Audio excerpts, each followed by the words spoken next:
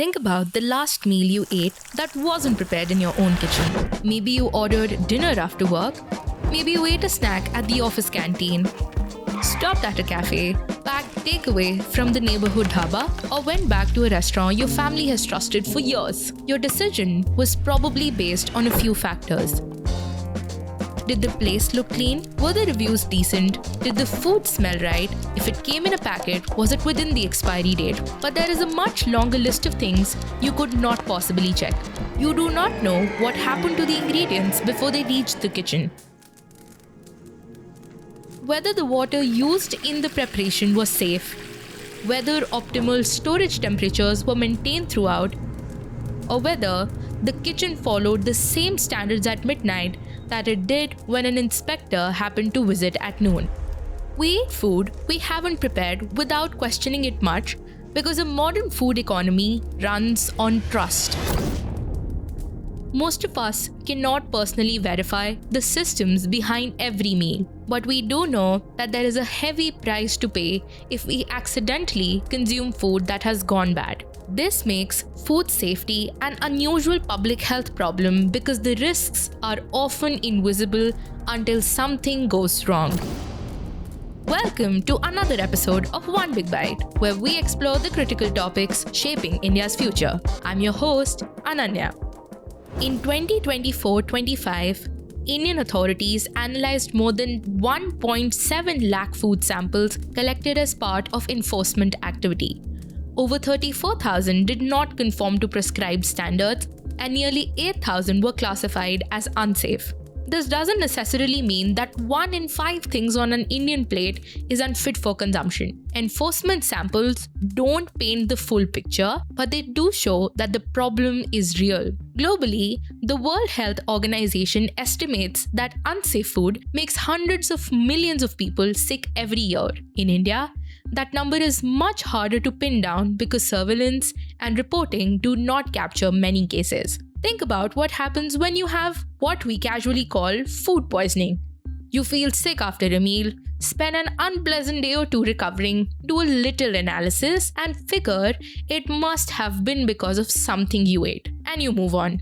Unless the illness is severe, you may not see a doctor for it. Even if you do, your illness is unlikely to be linked to a specific meal that caused it, much less traced back through a restaurant, supplier, or producer. This is how a great number of food-related illnesses become a part of daily life without rarely being noticed or reported at scale. Eating outside the home is no longer an occasional experience for a large and growing section of the population. The food services industry employs millions of people and is expected to grow substantially over the decade. Food delivery has made restaurant meals part of an ordinary weekday. Quick commerce has compressed the journey between a warehouse and a kitchen into minutes. Packaged foods and organized food businesses are reaching consumers at a scale that would have been difficult to imagine a generation ago. There is also a cultural change around food. Restaurants are now discovered on Instagram. Entire careers have emerged around photographing,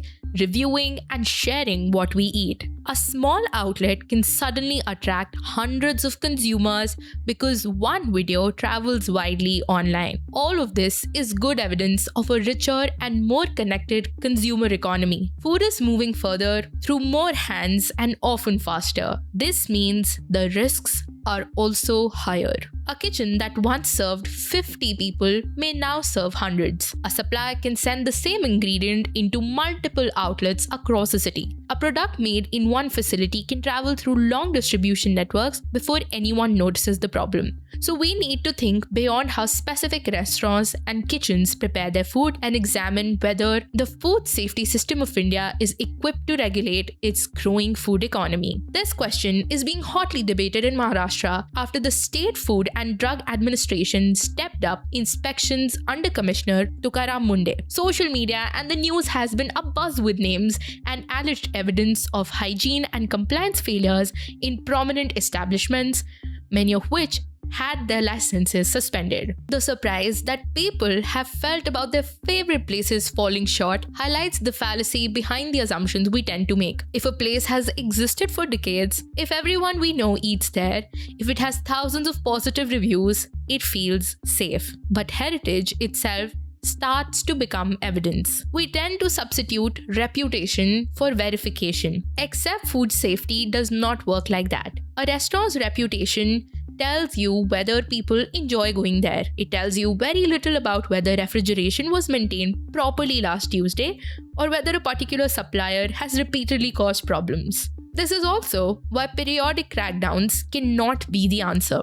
You cannot build a national food safety system around the hope that an unusually energetic official will arrive, conduct hundreds of inspections, and keep everybody on their toes. Nor can consumers be expected to become amateur investigators, waiting for a viral video of a dirty kitchen before deciding whether a business deserves their trust. India already has a framework to deal with this. The Food Safety and Standards Authority of India, famously called as FSSAI, sets national standards, while much of the day-to-day enforcement happens through state governments. Food safety officers conduct inspections and collect samples, laboratories test those samples, businesses can lose licenses, products can be recalled, and serious violations can carry significant legal penalties. So the problem is not that rules, guidelines, and frameworks don't exist. The problem is that their enforcement is very weak. Can an inspector reach enough businesses, often enough to make the possibility of inspection credible? If a sample is collected, can the laboratory return a result before the product has already been consumed? If a business repeatedly failed checks, is that history easily visible to the next officer who examines it? If several restaurants receive the same problematic ingredient, can authorities quickly work backwards to the common supplier? Those are questions about regulatory capacity, but their consequences show up in hospitals and homes. Because the measure of a good food safety system should not be how dramatically it responds after people fall ill. The better measure is how often it prevents that illness from happening at all. Suppose a restaurant has repeatedly had problems maintaining its cold chain. That history ought to change how closely it is watched. If several outlets receiving dairy from the same supplier begin showing similar problems, the system should be able to connect them quickly. And if a business has maintained an excellent safety record for years, that history should matter too. In other words, food regulation needs memory. At the moment, a great deal of public attention around food safety comes in bursts. Someone films something disturbing in a kitchen. A product is pulled up by authorities, a restaurant is sealed, everyone talks about it, and then the attention moves elsewhere. But ideally, food safety should be almost invisible, banking on a system that continues working in the background. A kitchen that maintains the right temperature even when nobody is watching, an inspector who can see past violations instead of treating every inspection as a fresh encounter. If a problem is found, authorities can work out where the product came from and where else it went. Some countries have built parts of their systems around these ideas. The United States has increasingly emphasized preventive controls rather than waiting for illness to occur. The European Union operates rapid alert and traceability systems so that when a serious risk is identified, information and action can move across markets quickly.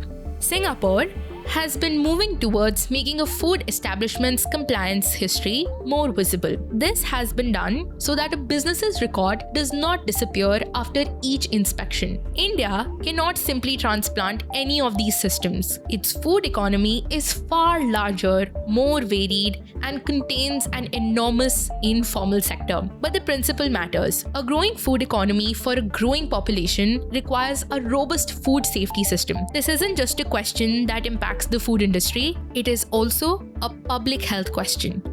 It impacts trade as well because credible standards make it easier for Indian food to enter demanding global markets. The solution lies in building capability and accountability at scale. Laws that are enforced routinely, laboratories that work quickly, establishment records that can be traced easily, and kitchens that comply proactively. Which brings us back to that meal you did not cook yourself. You should not have to know the entire history behind the meal you want to eat. You should not need to inspect the restaurant kitchen before ordering dinner or spend 20 minutes searching social media to check whether somebody has posted a warning about the place you are about to eat at. Food safety cannot just be the responsibility of the person holding the plate. This is what systems are for. This was another episode of One Big Bite. I'm Ananya, and I'll see you in the next one.